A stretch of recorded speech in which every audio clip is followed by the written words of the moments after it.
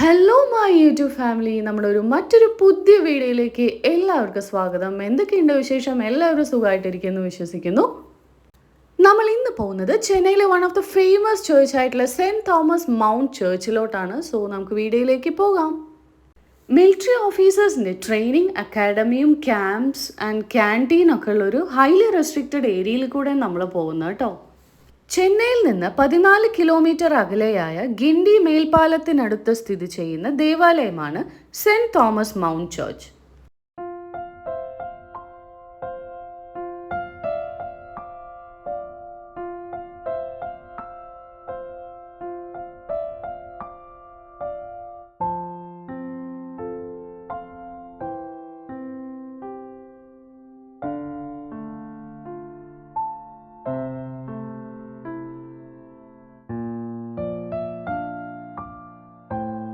ഈ ദേവാലയം ഏകദേശം 500 വർഷം പഴക്കമുള്ളതാണ്.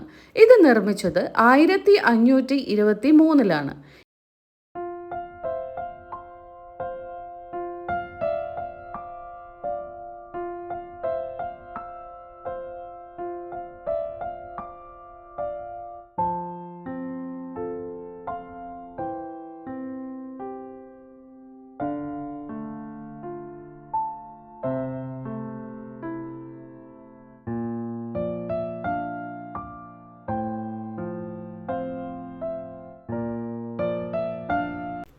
ആ കാണുന്നതാണ് ചെന്നൈ ഇന്റർനാഷണൽ എയർപോർട്ട്. ഇത്രയും അടുത്താണ് കേട്ടോ.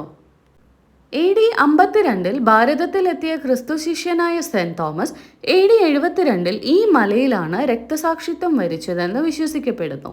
ചെങ്കൽപ്പേട്ട രൂപതയുടെ കീഴിലാണ് ഈ ദേവാലയം സ്ഥിതി ചെയ്യുന്നത്.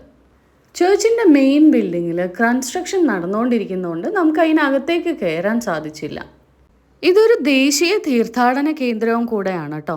2011 ദേശീയ തീർത്ഥാടന കേന്ദ്രമായി പ്രഖ്യാപിച്ചത്.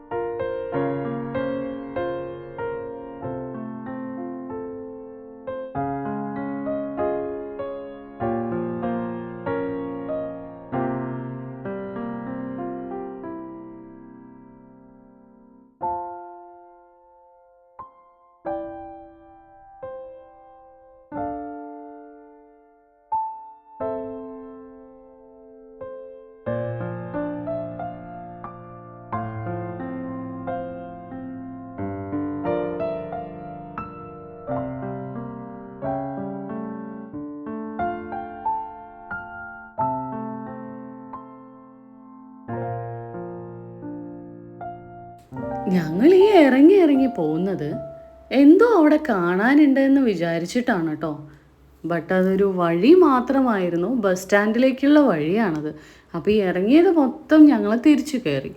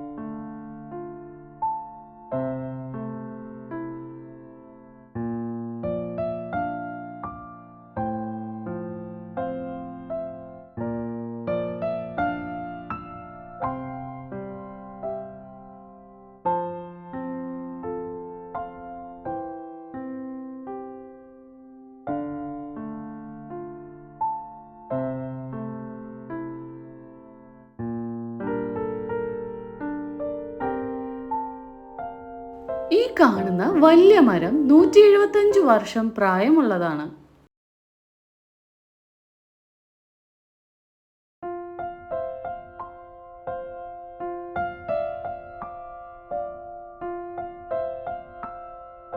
തോമാശ്ലീഹയുടെ തിരുശേഷിപ്പെന്ന് വിശ്വസിക്കപ്പെടുന്ന വിരലിലെ എല്ലും വിശുദ്ധൻ കല്ലിൽ കൊത്തിയെടുത്ത കുരിശും ക്രിസ്തുവിന്റെ മറ്റൊരു ശിഷ്യനായ ലൂക്കോസ് വരച്ചതെന്ന് വിശ്വസിക്കപ്പെടുന്ന ഉണ്ണി ഈശോയുടെയും മറിയത്തിന്റെയും ഛായാചിത്രവും ഇവിടെ സൂക്ഷിച്ചിട്ടുണ്ട്.